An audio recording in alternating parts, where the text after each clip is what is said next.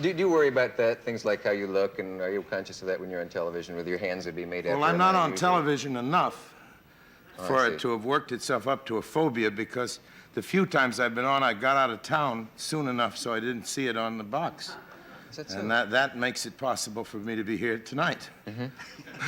That's very nice. You know, you have me scared a bit. Not as scared as I am. Mr. Welles called on the phone the other day, and you know that feeling that you get that it couldn't really be true? And I didn't believe that it was you on the phone for a while, and I realized that it was, and I... there it is, yeah. Yeah, and here, and one of us must be actually here at this moment. We were talking about reality, or you were, and what it looks like, and that's the spooky thing about television, is that it is real. We're just sitting here, and that isn't like show business, is it? No. It's supposed to be up and doing things. It's up and doing, sir. Let Jack do something. No, like Lee. You know, if you were to ask, I think, the average person, where is Orson Welles' hometown, I have a feeling that you would get a guess that would go all over the globe, probably starting with Budapest or something. And the fact that it's Kenosha, Wisconsin, is one of the most startling... That's the truth, isn't it? That's right. I was born in Kenosha. Do you ever go back to Kenosha? I left when I was 3 weeks old. So my memories are limited. Mm-hmm. I've been back to Wisconsin a lot, and I've lived in Wisconsin, but I never made it to Kenosha. 3 weeks old? Yeah, and I've got people who remember going to school with me there, you know. I've never been. What, at 3 weeks, that's amazing. Yeah, maybe 5, I don't know. Did anyone try to talk you out of leaving at that age? Can you remember early memories way back before you could speak? Yes, but I'm not sure it's true. Mm-hmm. Do you have memories that you think are real, and I'm not sure whether I saw it on, on television? Yeah. Of course, I'm one of the younger fellows. I remember television very well. It's the kind of thing that I have pictures of. I don't remember the dialogue. It's sort of silent movies more than of a grandmother that was dead when I was 4, things like that. But nothing very fascinating. I'd better go and make up my hands. No, please. No.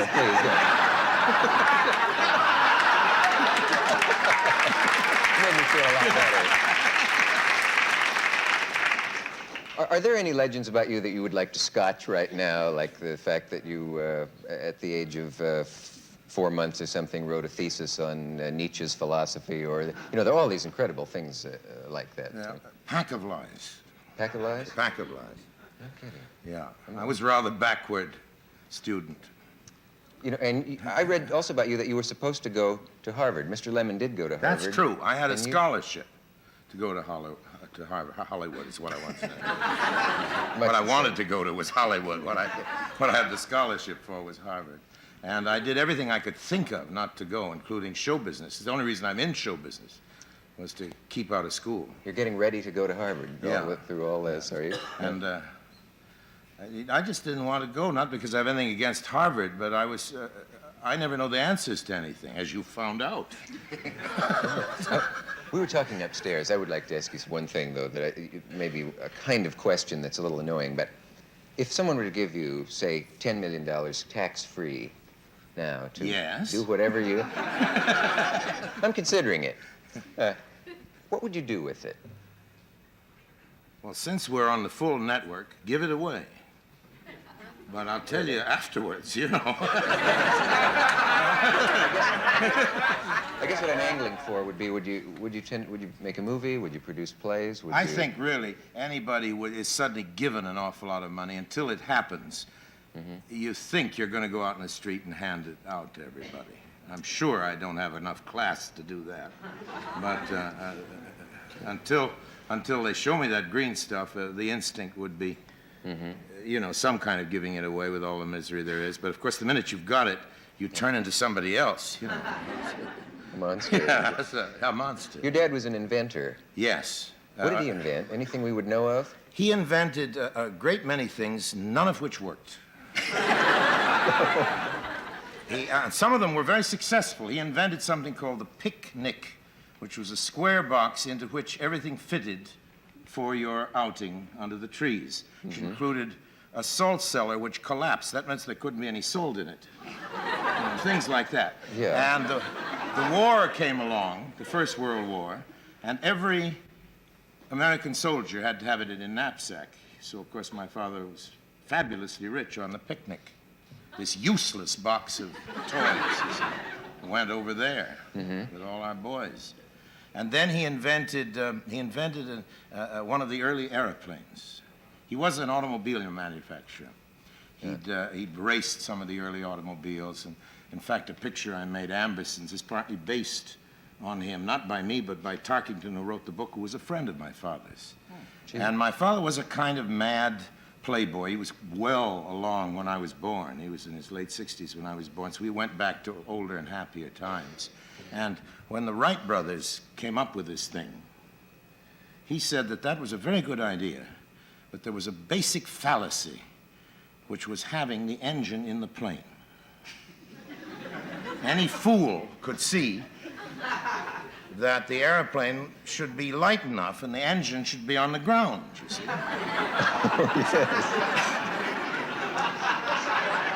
So he built an airplane, which was in effect a sort of glider. And a friend of his, it wasn't his own car, had a Stanley steamer, which was the automobile worked by steam, you know, and with big wheels that could go over rough ground. And this plane was hauled along by the Stanley steamer with one of my father's servants as the pilot. He said it wasn't time yet for him to go up. He was going to try it out on the help. So there are two pictures I have. One is everybody lined up before in front of the Stanley steamer and the glider, looking very happy. And the second one is the wreck of the airplane, with everybody lined up looking just as happy.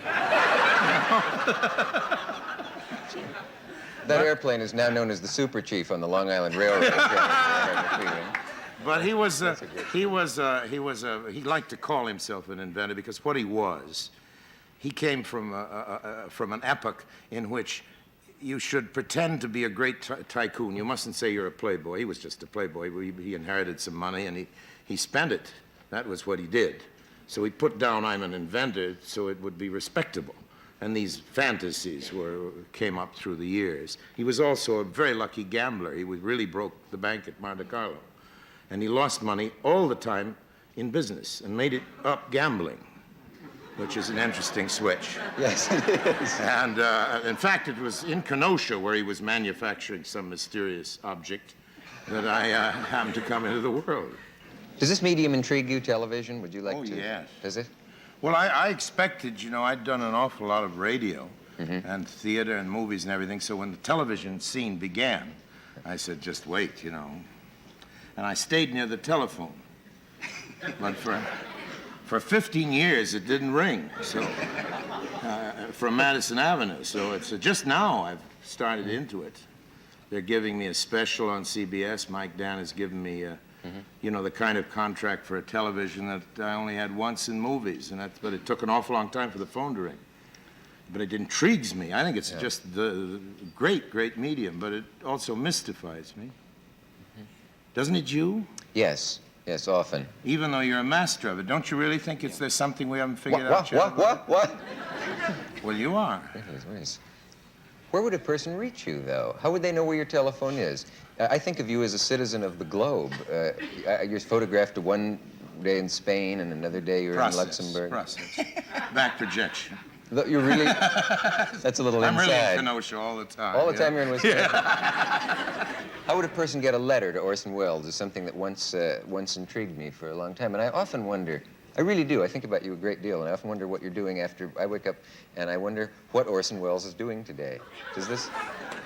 Well, he's watching you if he's anywhere in America. How about that? Wait a minute. You're not very big in Budapest yet. Oh, I see.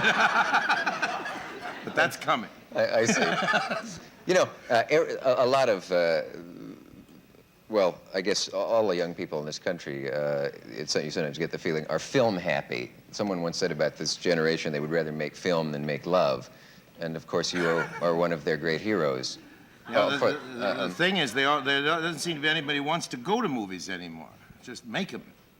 In the young generation, isn't that true? It is true. You know, can I interrupt for just 10 Yeah, seconds? please do. But at any rate, you know, Orson, I assume maybe you heard this or maybe you didn't, but I know it is a fact that Catch-22 was recently sneak previewed in Boston. Yeah. And when Orson said all of the young kids really want to make films and so forth, only 50 students were told that it was Catch-22. And by the time 8 o'clock in the evening came along, there was such a mob, they had to run it twice, back to back. 90% of the audience were young, bright college students. Really? That's good news. Now, when your name came on the screen, there was a standing ovation. The biggest of all, including the director and the rest of the cast and everything. But when the name Orson Welles came on from this young generation, the whole place fell apart. I don't know whether you had heard that. Didn't but know it's that. true. Yeah. Isn't that wonderful news?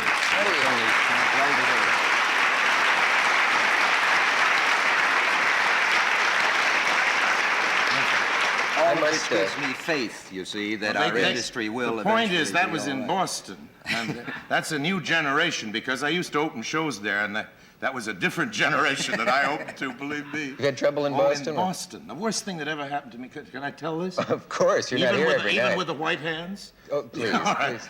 This was for a show I did with the Theater Guild and the Mercury together, which is called Five Kings, which was an adaptation of several of the Shakespearean histories. And we had the big scene where Henry V says, "Cry God for Harry, England, and St. George." And I had a tremendous stage set with 50 extras, all with bows and arrows. And when he says that, we shot off a cannon, and they all shot the real arrows across the stage. And that was the end of that scene. Big effect. Opening night in Boston, we had a revolving stage, which slowly started to turn around. So that they all, now this is all Harvard boys, all your men, dressed as archers, and they're all facing front. I wasn't in the scene. I was standing in the wings, and I thought to myself, they're Harvard men. They know better than to shoot into the audience. Really? They're not going to do that, you know. And he says, "Cry God for Harry, England, and St. George," and all 50 of them, right out into the audience. We didn't miss a critic.